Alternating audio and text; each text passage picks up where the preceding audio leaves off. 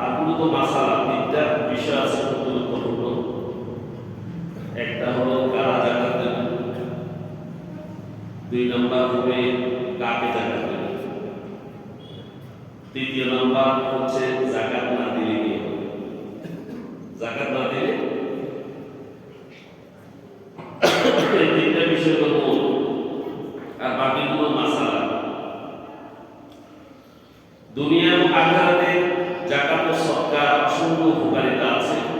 দুনিয়াবী উপকারিতাও আছে, পরকালীন উপকারিতাও আছে। এর মধ্যে এই জাকাত দানের মাধ্যমে সম্পদের হেফাজত হয়। কি হয়? হেফাজত হয়। জাকাত দানের মাধ্যমে মানুষ বিপদ আপদ মুক্ত হয়। সুবহানাল্লাহ বলবেন না? মানুষের দুঃখ কষ্ট থেকে মানুষ রক্ষা পায়। সুবহানাল্লাহ। এরপরে আসেন অপমৃত্যুর হাত থেকে আল্লাহ রাব্বুল আলামিন তাদেরকে নিরাপদ রাখে। সুবহানাল্লাহ। বিপদ আপদ, দুঃখ কষ্ট এবং খারাপ মৃত্যু থেকে জাকাত দাতাকে নিরাপদ করা হয়। এটি মুমিনের জন্য অত্যন্ত কল্যাণকর এবং বরকতময় আমল এই জাকাত। তাই জাকাত নাম বলেন আর সদকা বলেন, এটা আদায় করার জন্য মনে কোনো সংকীর্ণতা অনুভব করা মুমিনের কাজ নয়। কার কাজ নয়? মুমিন কখনো জাকাত বা সদকা দিবে এখানে সংকীর্ণতা করবে, এটা হতে পারে না, এটা হতেই পারে না। এবং এই জাকাত দেয়াকে কেউ কেউ বোঝাও মনে করে এটা করা যাবে না, মুমিন এটা করতে পারেন না। যাদেরকে জাকাত দেবেন তাদের সাথে কি দুর্ব্যবহার করবেন? কথা শুনেন, দুর্ব্যবহার করবেন? দুর্ব্যবহার হয় না। কোন একটা ব্যক্তিগত দেখে আমি জাকাত দিছি, জাকাত বলেনি, এরা আল্লাহর বিরুদ্ধে আচরণ করল। কি করল? জাকাত দিতে হবে মনের আনন্দে। কিসের আনন্দে? মনের আনন্দে। আর জাকাত যাদেরকে দেবেন তাদেরকে বারবার ঘুরাবেন না। কি করা যাবে? ঘুরানো যাবে না। অবজ্ঞা অবহেলার দৃষ্টিতে তাদেরকে দেখা যাবে না। দেয়ার পর এই কথা বলা যাবে না তোমাকে আমি অনুগ্রহ করেছি, না। আল্লাহ রাব্বুল আলামিন আপনার সম্পদের মধ্যে তার দিয়েছেন, এজন্য আপনি এটা দিয়েছেন। আর আপনি যদি বলেন আমি তোমাকে জাকাত দিয়েছি, আপনার সমস্ত আমল বরবাদ। কি? সব আমল বরবাদ হয়ে যাবে। এসব বিষয়ের প্রতি যদি খেয়াল করা হয় তাহলে মানুষের সমস্ত আমল কি হয়ে যায়? নষ্ট হয়ে যায়। অতএব আমরা আজকে এই জাকাতের বিষয়গুলো নিয়ে আলোচনা করব। জাকাত আদায় করা একটি ফরজ কাজ। কি কাজ? ফরজ। عن ابن عباس رضي الله تعالى عنهما أن النبي صلى الله عليه وسلم بعث معاذ رضي الله تعالى عنه إلى اليمن فذكر الحديث وفيه أن الله قد فرض عليه صدقة في أموالهم وفزورهم أغنيائهم فترد في فقرائهم. متفق عليه. আল্লাহ তাআলা মুসলমানদের উপরে যাকাত ফরজ করেছেন, যা দরিদ্রদের কাছ থেকে নেওয়া হবে এবং তাদের এই যাকাতগুলো দরিদ্রদের মাঝে বন্টন করা হবে। কোথায়? দরিদ্রদের মাঝে বন্টন করা হবে। ইসলামী রাষ্ট্র যদি হয় তাহলে এই দেশের সকল মানুষের কার কত সম্পদ হিসাব রাখবে। ওর পিছনে জাকাতের জন্য দৌড়তে হবে না, জাকাত ওর কাছ থেকে কেটে নিয়ে রাখা হবে, কেটে নিয়ে রাখা হবে। আর জাকাত মুসলমানদের উপরে খরচ, আবার বিধর্মীর উপরে খরচ। মুসলমান যারা তাদেরকে ইসলামী সরকার যদি হয়, ইসলামী রাষ্ট্র যদি হয়, তাহলে তাদের যাকাত তাদের কাছ থেকে পুরোপুরি আদায় করে নেওয়া হবে দুইটি কারণে।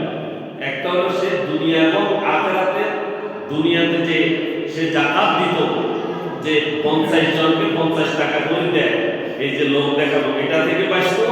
আর একটা হলো পরকালে তার জন্য তার দানের সওয়াবগুলো, তার আমলটা নিশ্চিত হয়ে যেত, কি হয়ে যেত, নিশ্চিত হয়ে যেত।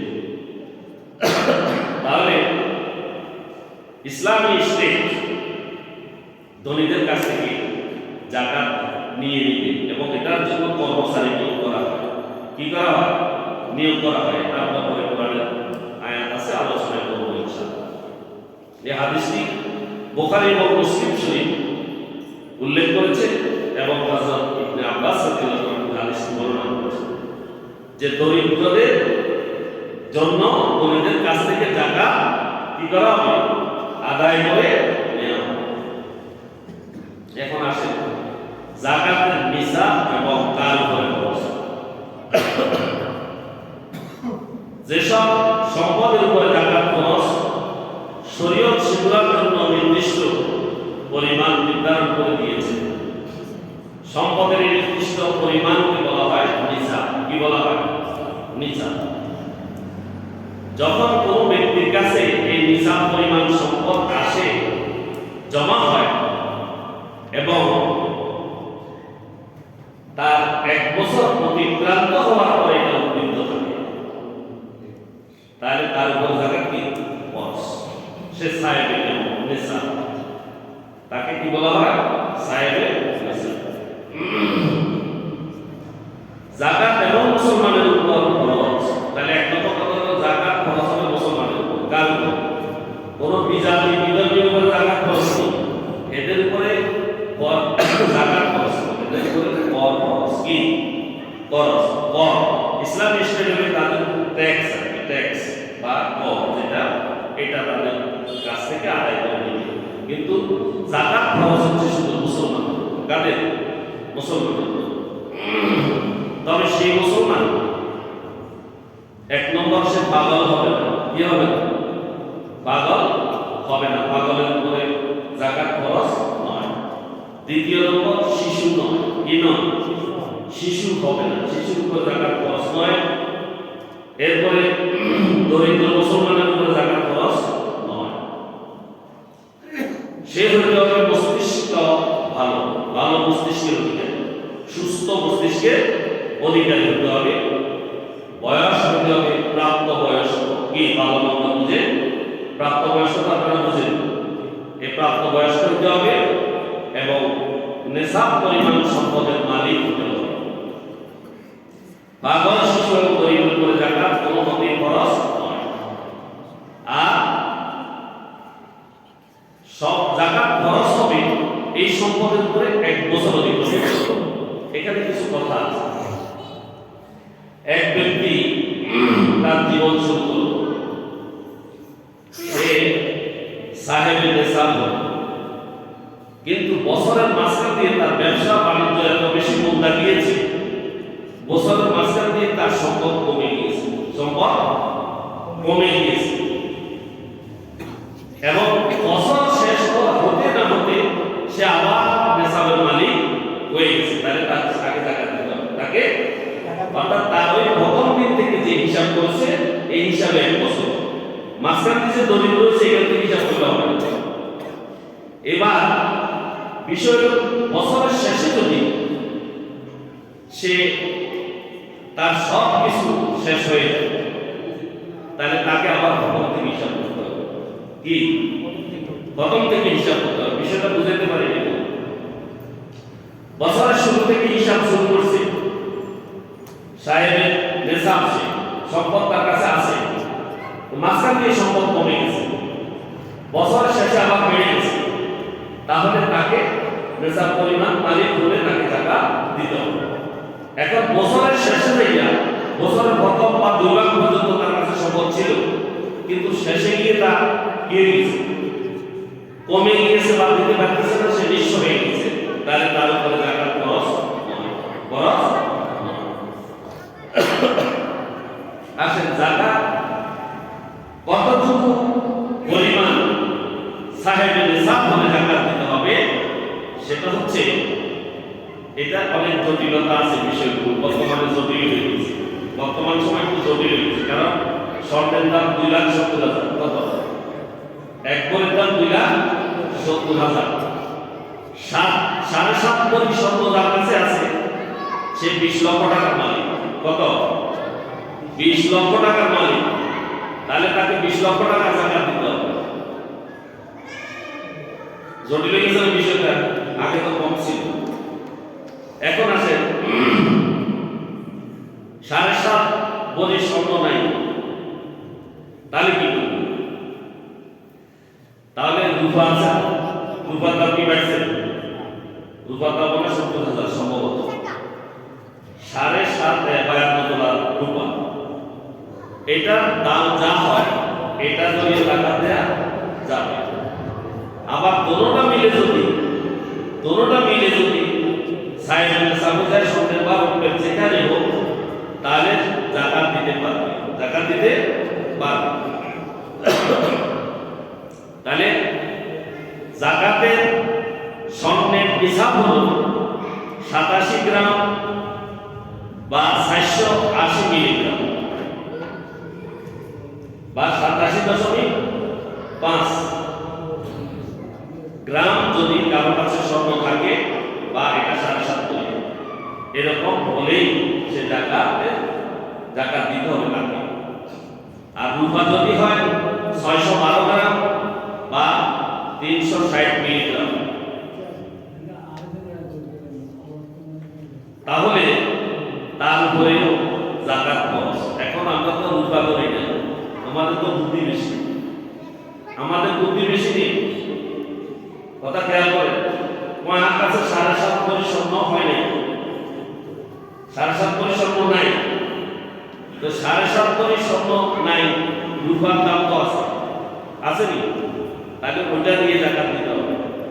রূপার মালিক হলে তো দিতে হবে। এখন অনেকে দেয় না দিলে গুনাহগার। এরপরে ব্যবসায়ের পণ্য নগদ অর্থের নিসাবও আছে।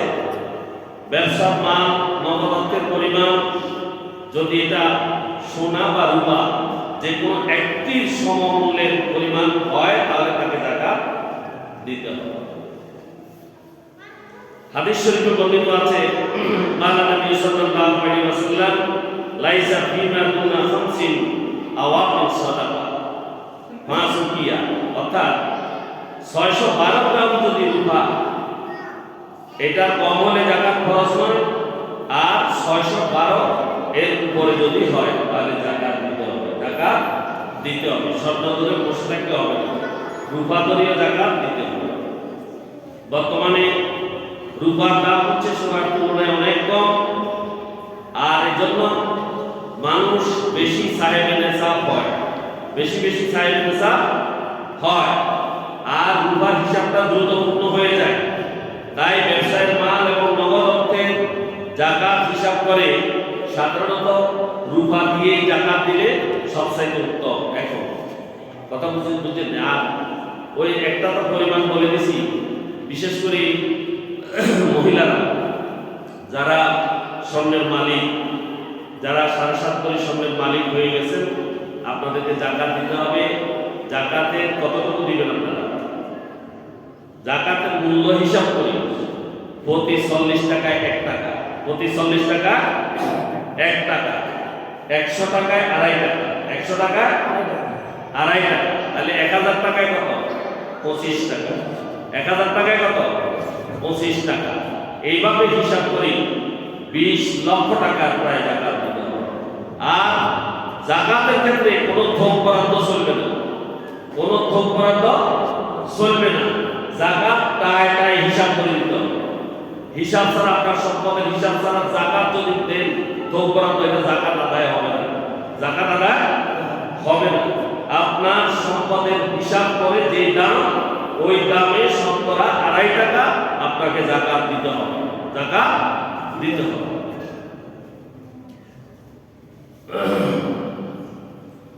তাহলে বছরের যে কথাগুলো বলছিলাম, মাঝখানে যদি কমেও যায়, অনেকে অভাবগ্রস্ততার মধ্যে পড়ে যায়, বছরের শেষে আবার বেড়ে যায়, তাহলে অনেকে জাকাত দেয় না, অনেকে জাকাত দেয় না। সে ওই মধ্যখান থেকে আবার হিসাব করে, এটা হবে না, এটা হবে না, খেয়াল রাখতে হবে। বছরের প্রথম থেকে যে শুরু করেছে তখন থেকে হিসাব করতে হবে। বছরের শেষে গিয়ে যদি সে সাহেব নেশা বুঝে জাকাত দিতে হবে, আর যদি বছরের শেষে সাহেব নেশার নামে জাকাত দেওয়া দরকার। যদি কারো কাছে সোনা রূপা উভয় থাকে কিন্তু আলাদাভাবে কোনো একটি নিসাব পূর্ণ না হয়, তাহলে উভয়ের একত্রে হিসাব করে জাকাত দিয়ে দিতে হবে। যদি কারো কাছে নিসাব পরিমাণ বা তার বেশি সম্পদ থাকে কিন্তু তার আরো ঋণও আছে, কি আছে? ঋণও আছে, তাহলে ঋণের পরিমাণ বাদ দিয়ে অবশিষ্ট সম্পত্তির জাকাত দিবে, অবশিষ্ট সম্পত্তির জাকাত দিবে। তবে সেই সম্পদের জাকাত একদম আদায় করা ফরজ, আদায় করা কি ফরজ। আর যদি নিসাব পরিমাণ সম্পদ অবশিষ্ট না থাকে তাহলে তার উপর জাকাতেই ফরজ হবে না। অর্থাৎ ঋণ দেওয়ার পরে যদি নিসাব পরিমাণ সম্পদের মালিক না হয় তাহলে তাকে আর জাকাত দিতে হবে না। আল্লাহ তাআলা আমাদের প্রত্যেককে নিসাব পরিমাণ যারা আমরা সম্পদের মালিক হয়েছি, আল্লাহ রাব্বুল আলামিন আমাদেরকে জাকাত দেওয়ার তৌফিক দান করুন বলে আমিন। 52 তোলা রূপার দাম হিসাব করে জাকাত দেবেন এবং এটার উপরে যা আছে সবগুলো জাকাত দেবেন। সোনার রূপা হিসাব করে রূপার উপরে দিতে পারবেন, সেটা 70 না 75 হাজার এরকম হবে।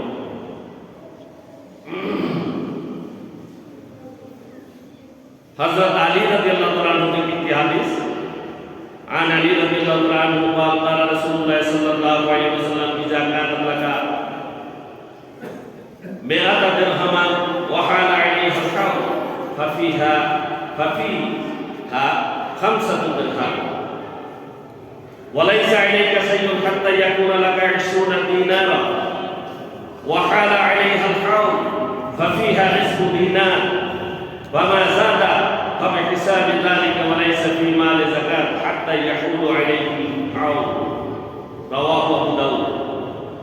হযরত আলী রাদিয়াল্লাহু আনহু থেকে বর্ণিত, রাসূল সাল্লাল্লাহু আলাইহি ওয়াসাল্লাম বলেছেন যে যাকাত হিসেবে মোট সম্পদের 40 ভাগের 1 ভাগ। এই হাদিসটা দলিল হিসেবে দিয়েছে, দলিল হিসেবে এটা দিয়েছে মোট 40 টাকায় 1 টাকা, 40 টাকা 1 টাকা এই হিসাবে যাকাত আদায় করতে বলছে। তাহলে আমাদের শতকরা কত? 2.5 টাকা, শতকরা 2.5 টাকা।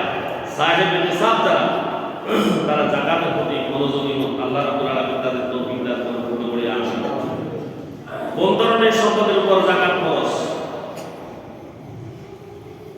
عن سمرة بن جندب قال أما بعد فإن رسول الله صلى الله عليه وسلم كان يأمرنا أن نخرج الصدقة من التي نعد للبيع। হযরত সামরা ইবনে জুনদুব রাদিয়াল্লাহু তাআলা আনহু থেকে বর্ণিত, তিনি বলেন রাসূলুল্লাহ সাল্লাল্লাহু আলাইহি ওয়াসাল্লাম আমাদেরকে নির্দেশ দিয়েছিলেন, তোমরা যেন ব্যবসার উদ্দেশ্যে অর্জিত প্রতিটি জিনিসের যাকাত আদায় করো। কি তোমরা কি করো? তোমাদের ব্যবসায়িক মূল্যে যেগুলো অর্জিত হয় সবগুলো তোমরা যাকাত আদায় করো, ব্যবসায় যাকাত আছে। এই হাদিস থেকে জানা যায় যে ব্যবসা বা বিনিয়োগের উদ্দেশ্যে যে কোনো জিনিস যদি ক্রয় করা হয় তার উপরে যাকাত খরচ, তার উপর যাকাত খরচ ব্যবসার উদ্দেশ্যে। সেটা জমি হোক, সেটা কোনো পণ্যই হোক, যেটাই হোক, ব্যবসার উদ্দেশ্যে কিনলে যাকাত দিতে হবে। এখন তারা জায়গা কিনে বোখার নে কয়, বোখারেরা জায়গা কিনে কয় এটার উপর যাকাত খরচ, এটা খরচ দিতে হবে এটার উপর। এখন তো এটা ছড়া দামে মিথ্যা কথা বলে, এটা বলা যাবে না। তবে ওখান থেকে যত লাভ হয় ওটা যাকাত দিতে হবে। অতএব যাকাত আদায়ের সময় দোকানে বিক্রির জন্য যত পণ্য থাকে সবগুলো মূল্য হিসাব করে যাকাত আদায় করা খরচ। আদায় করা কি? দোকানের পণ্য সবগুলো হিসাব করে যাকাত আদায় করা কি খরচ। নগদ অর্থ যদি কারো কাছে থাকে, সোনার রূপা দ্বারা তৈরি সব ধরনের জিনিসের উপর যাকাত খরচ।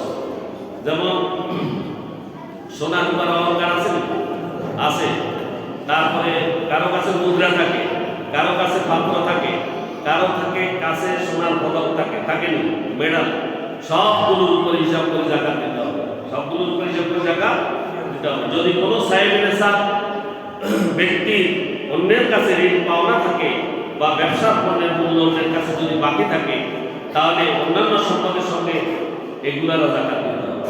কারো কাছে আপনি পাইবেন, কারো কাছে পাইবেন বাকি বকেয়া আছে, এটার উপরও জাকাত দিতে হবে। হ্যাঁ, যদি নিশ্চিত হন যে আপনি এই টাকা পাবেন না, এই টাকা পাবেন না, তাহলে এটার উপরে দিতে হবে না, এটার উপর দিতে হবে না। এরপরে আসেন আল্লাহ তাআলা আমাদের সবাইকে কি বলছি এখানে, নগদত্ব, কি নগদত্ব, সোনা রূপা এবং এগুলো তৈরি জিনিসপত্র এবং ব্যবসায়ের সম্পদ সবগুলোর উপরে জাকাত আদায় করার তৌফিক দেওয়া আছে। কোন ধরনের সম্পদের উপরে জাকাত খরচ নয়? মুসলমানদের ক্ষেত্রে নিয়োজিত দাসের উপরে জাকাত নেই এবং তার ব্যবহারযোগ্য ঘোড়া, যে ঘোড়া ব্যবহার করে এটার উপরে জাকাত নেই। এরপরে এতে কি বোঝা যায় মানুষের নিত্য প্রয়োজনীয় ব্যবহার্য জিনিসপত্রের উপরে জাকাত খরচ নয়, যেগুলো মানুষ ব্যবহার করে। যানবাহন আছে না মানুষের, মোটরসাইকেল আছে, তারপরে প্রাইভেট কার আছে, তারপরে বিভিন্ন ওই যে গৃহস্থালীর আসবাবপত্র আছে, ব্যক্তিগত ব্যবহারের বই পত্র, তারপরে পরিধানের কাপড় চোপড়, এগুলোর উপরে জাকাত খরচ নয়। তারপরে ঘরে সংরক্ষিত খাদ্য সামগ্রী, দোকানপাট বা কারখানার স্থাপনা, আসবাবপত্র, সেলাই মেশিন, ভাড়ায় দেওয়া জিনিসপত্র, বাস, ট্রাক বা অন্যান্য যানবাহন উৎপাদনের জন্য যন্ত্রপাতি, এগুলোর উপরে জাকাত খরচ নয়, জাকাত খরচ। জাকাতের নিয়ত করা জরুরি। জাকাত আদায় করার সময়, জাকাতের সম্পদ আলাদা করার সময় জাকাতের নিয়ত করা জরুরি। অন্তরে ইচ্ছা থাকা জরুরি, কথা বুঝছেন? অন্তরে ইচ্ছা থাকা।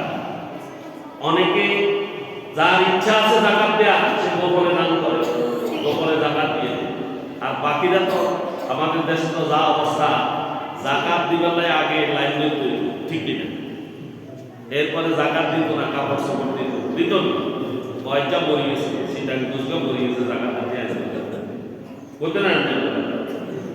এইরকম ঘটনাও ঘটছে। তাহলে ওই জাকাত এমনভাবে দিবেন ওই ব্যক্তির যাতে উপকার হয়, ব্যক্তির যাতে ক্ষতি না হয়, ব্যক্তির যাতে ক্ষতি না হয়। জাকাত আদায় করা খরচ। জাকাত আদায়ের জন্য শরীয়তে রমজান মাস যে আমরা নির্দিষ্ট করি, আসলে কি রমজান মাস নির্দিষ্ট? রমজান মাসই নির্দিষ্ট। আপনি যখন থেকে হিসাব শুরু করছেন, যেখানে যায় আপনার 1 বছর পূর্ণ হয়েছে সেখানে জাকাত দিবেন। তবে রমজান মাসে দেওয়ার জন্য অনেকে অপেক্ষা করে, রমজান মাসে দিলে একটু সওয়াব বেশি, সওয়াব বেশি। আপনার মনের ভিতরে আফসোস থাকবে, রমজান মাসে যদি দিতে পারতাম তাহলে বেশি সওয়াব হতো, এটা মনে করি তখন দিল সেই সওয়াব হতো। সুবহানাল্লাহ বলবেন না? আল্লাহ রাব্বুল আলামিন আপনাকে এটা হিসাব করে বাড়ায় দিতে পারেন না? আল্লাহ আল্লাহ যাকে ইচ্ছা তারে বাড়ায় দিতে পারেন, পারেন কি না? পারেন। সেভাবে আল্লাহ সওয়াব বাড়ায় দিবেন। নির্দিষ্ট তারিখ নির্ধারণ করা বা রমজান নির্ধারণ করা শর্ত নয়, তবে রমজানে যাদের কি পূরণ হয়েছে তারা তো সৌভাগ্যবান, নাকি? সৌভাগ্যবান, আলহামদুলিল্লাহ। এবার আসেন কাদেরকে জাকাত দিবেন।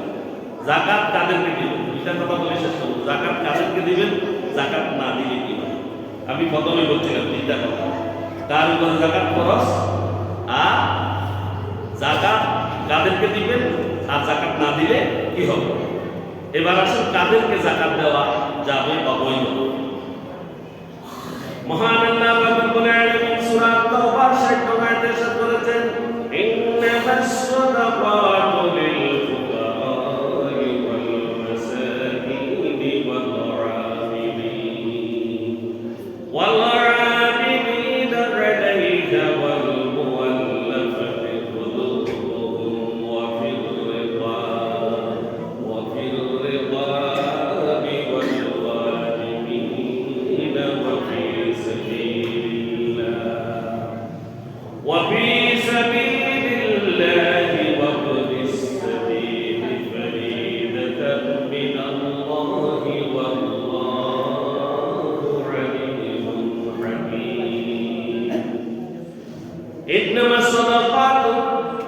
নিশ্চয় সদকা বা যাকাত খরচ করা হয়েছে মূলত লিল ফুকারায়ে ফকিরদের জন্য। ফকির কারা? এবার ফকির চিনতে হবে। ফকিরটা কি? ফকির হলো যার বাড়িঘর আছে, দুই এক বেলার খানা আছে, এটার অতিরিক্ত নয়। এটা কি? ফকির। বুঝা গেছে কি কথা? বাড়িঘর আছে,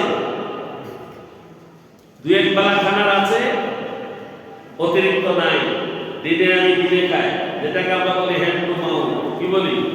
হ্যান্ড টু মাউথ। এরা হচ্ছে গরিব। এরা কি? তাহলে গরিব তো শুনে গেছে, এদেরকে জাকাত দেওয়া যাবে। 2 নাম্বার লিল ফুকারাই ওয়াল মাসাকিন। ফকিরের পরে হচ্ছে মাসাকিন, মিসকিন কারা? মিসকিন কি? মিসকিন কারা?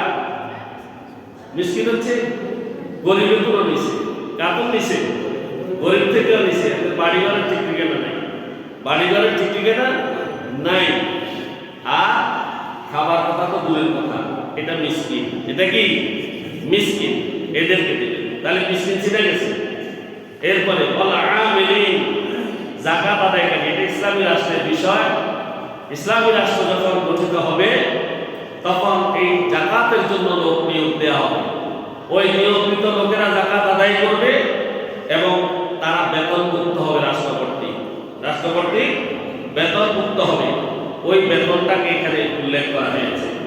অর্থাৎ যারা যাকাত আদায় করবেন তাদের বেতন যাকাত দেয়া যাবে। ওয়াল মুআল্লাফাতি কুলুবুহুম, যাদের হৃদয় জয় করা দরকার রয়েছে। কাদের হৃদয় জয় করতে হবে? অমুসলিম। কারা? অমুসলিম, হিন্দু, বৌদ্ধ, ইহুদি, খ্রিস্টান, নাসারা, যাদেরকে ভালোবাসা দিয়ে এই দিনে ইসলামের দিকে আকৃষ্ট করার জন্য যাকাতের অর্থ দেয়া যাবে। তারপরে হচ্ছে ওয়াফির রিকাব, দাস মুক্তির জন্য। আমাদের দেশে তো দাস নাই, আসেনি? নাই, আসেনি? সৌদি আরব ছিল, ওই দেশে আছে, আরব দেশে আছে, আমাদের দেশে নেই। আমাদের দেশে আছে যে আরো ভয়ঙ্কর। সেটা কি? যারা বিনা অপরাধে জেলখানায় আছে, এবং ওই দাসের জন্য ভয়ঙ্কর অবস্থায় আছে। বিনা অপরাধে জেলখানায় আছে, আসেনি? আর বড় বড় অপরাধীরা জেলখানার বাইরে আছে, আসেনি? ওদেরকে মুক্ত করার জন্য জেলখানায় যারা আছে বিনা অপরাধে, যাদের সামর্থ্য নাই, যাদেরকে সেখান থেকে ছাড়াই আনা, এদের জন্য যাকাতের অর্থ ব্যবহার করা যাবে। এরা তো নিরপরাধ। এরা কি? নিরপরাধ। ওয়াল মুগারিমিন, ঋণগ্রস্ত, যাদের ঋণ আছে। ঋণ আছে না? ঋণওয়ালা মানুষ আছে না? আছে। তারপরে ওয়াফি সাবিলিল্লাহ, আল্লাহর রাস্তায়। আল্লাহর রাস্তায়, এই কথা কইলে বহু কথা চলে আসে। আল্লাহর রাস্তায় যাকাত দিতে হবে। আসলে আল্লাহর রাস্তার যাকাতটা সবচেয়ে মূল্যবান। কোন দেশে? দরিদ্র দেশগুলোতে। কোন দেশে? দরিদ্র দেশগুলোতে আল্লাহর রাস্তায় যাকাত যখন দেয়া হয়, এই ভক্তে যখন যাকাত দেয়া হয়, দেশে আর গরিব থাকে না, আস্তে আস্তে সম্পদ কি হয়ে যায়? কি? পয়সাওয়ালা হয়ে যায়। আর যাকাত খাই ফেললে কি যে ক্ষতি হয় এই খবরও নাই। যাকাতের টাকাও খাই ফেলে আমাদের দেশে। যদি না খায়, যাকাত তো করতে গেলে এই টাকা যায় কোথায়? গরিবের জায়গায় রয়ে গেছে, ফকির রয়ে গেছে, মিসকিন রয়ে গেছে, ঠিক কিনা? কিন্তু যাকাত তো দেওয়া হচ্ছে, এটা যায় কোথায়? যাকাতের টাকা খাই ফেলায় এরকম লোক আছে বাংলাদেশে, আছে না?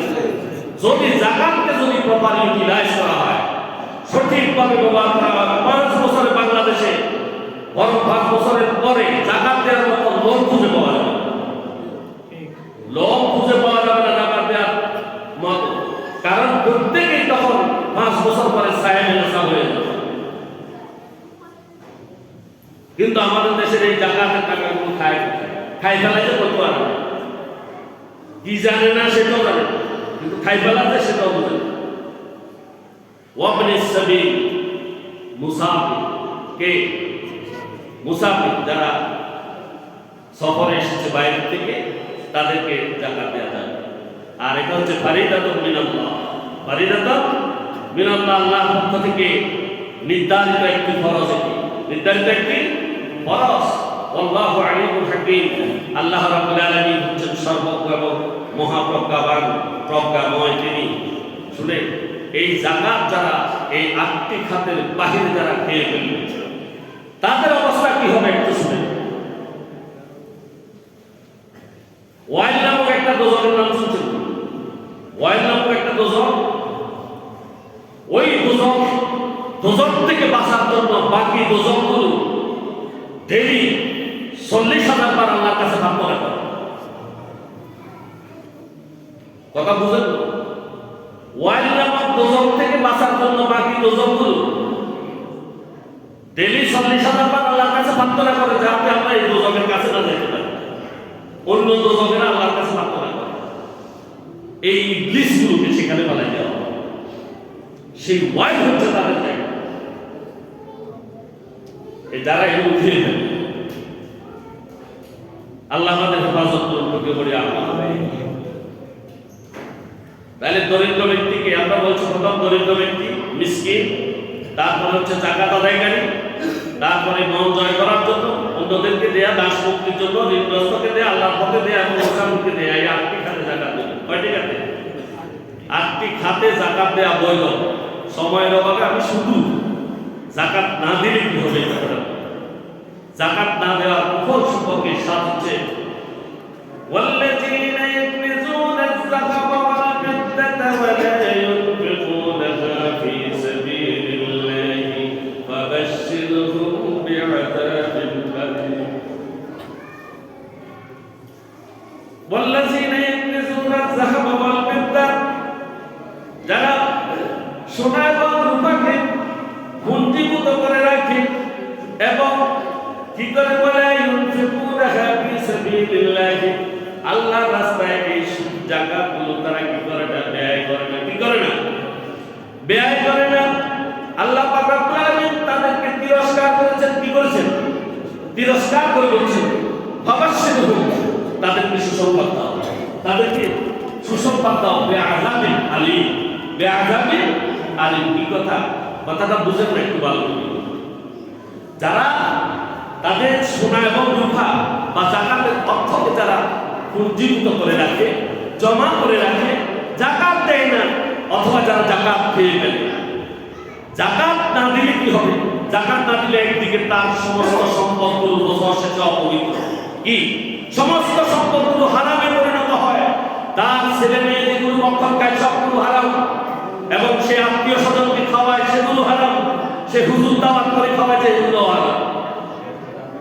তার সমুদয় সম্পদ হারামে পরিণত হয় যদি তার সম্পদ থেকে যাকাতকে আলাদা করে না। আবার এই সম্পদ যখন যাকাত আদায় না করে এগুলোকে যখন নিজের সম্পদের সাথে রেখে দেয় বা পঞ্জীভূত করে রেখে দেয়, যাকাত দেয় না। আর আল্লাহ রাব্বুল আলামিন বলেছেন ফাবাশশিরহুম, তাদেরকে সুসংবাদ দাও। এটা কি সুসংবাদ? এটা কি সুসংবাদ?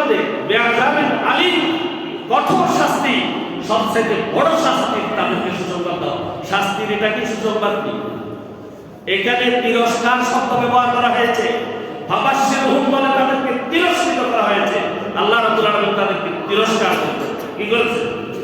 তিরস্কার করেছেন এবং তাদেরকে ভয়াবহ জাহান্নামের শাস্তির কথা বলেছেন। ইয়াউমা ইয়াকুমু আলাইহা ফি নার জাহান্নাম ফাতুওয়া বিহা জিবাহুম ওয়া জুনুবুহুম ওয়া যুনুবুহুম হাযা মা কানাসতুম লিআনফুসিকুম ফাযুকু মা কুনতুম তাকনিজুন। আস্তাগফিরুল্লাহ। যারা যাকাতগুলো দেবে না তাদেরকে তো দুঃসংবাদ দেওয়া হয়েছে, তিরস্কার করা হয়েছে। তাদের এই সম্পদগুলোকে জাহান্নামের আগুনে উত্তপ্ত করা হবে, জাহান্নামের আগুনে উত্তপ্ত করা হবে এবং এগুলোকে গরম করে কি করা হবে? জিবাহুম ওয়া জুনুবুহুম ওয়া যুহুরুহুম, তাদের কপালে, কোথায়? কপালে, তাদের পাঁজরে বা কোমরে এবং তাদের পিঠে, এই সম্পদগুলো দিয়ে তাকে দাঁত দেওয়া হবে, দাঁত দেওয়া হবে। এটাকে হালকাভাবে নেবেন না। সামান্য ছোট একটা কসুর করে আরেকজনের দেখি জানি কোনো পিছনের দিকে সাইডবার তাকান, ঠিক কিনা? তাকান কি? কাল হাসরের মাঠে সমস্ত মানুষের সামনে কাতার বন্দি করে আপনাকে শাস্তি দেওয়া হবে। নাউযুবিল্লাহ বলবেন, এভাবে শাস্তি প্রদান করা হবে। হাযা মা কানাসতুম লিআনফুসিকুম ফাযুকু মা কুনতুম তাকনিজুন। আর বলা হচ্ছে তাদেরকে, এই হচ্ছে তোমার সেই সম্পদ, যে সম্পদ তুমি পুঞ্জীভূত করে রেখেছিলে। সুতরাং তোমরা যে সম্পদ পুঞ্জীভূত করে রেখেছিলে, আজ সেটার মজা লুটো, মজা ভোগ করো, তোমরা মজা ভোগ করো। সম্মানিত হাজিরিন, যাকাতের আলোচনা আরো অনেক আছে, সময় আমাদের শেষ। রমজানে আরো বহু আলোচনা আছে, তবে যাকাতের আলোচনা আর হবে না। সর্বশেষ এই কথা বলছি যে আপনারা যারা সাহেবের নিসাব হয়েছেন, মোদ্দা কথা ৭৫,০০০ বা ৭০ থেকে ৭৫,০০০ টাকার সম্পদের মালিক হয়েছে, আপনারা সাহেবের নিসাব হয়েছে, আপনারা যাকাত দেবেন হিসাব করে, শতকরা ২.৫ টাকা।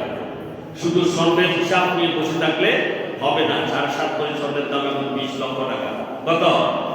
আর যারা ৭.৫ করে স্বর্ণের মালিক হয়েছেন, আপনারা এই ১৯,৮৫,০০০ টাকা, এগুলো টাকা দিতে হবে, হিসাব করে যাকাত দিতে হবে। না হলে যে আযাবের কথা বলা হয়েছে, এই আযাব যারা হিসাব করে দেবেন না, আপনাদের জন্য এই আযাব আল্লাহ ঘোষণা করেছেন।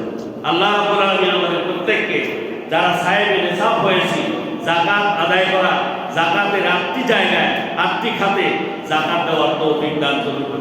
আমিন। ওয়া আখিরু দাওয়ানা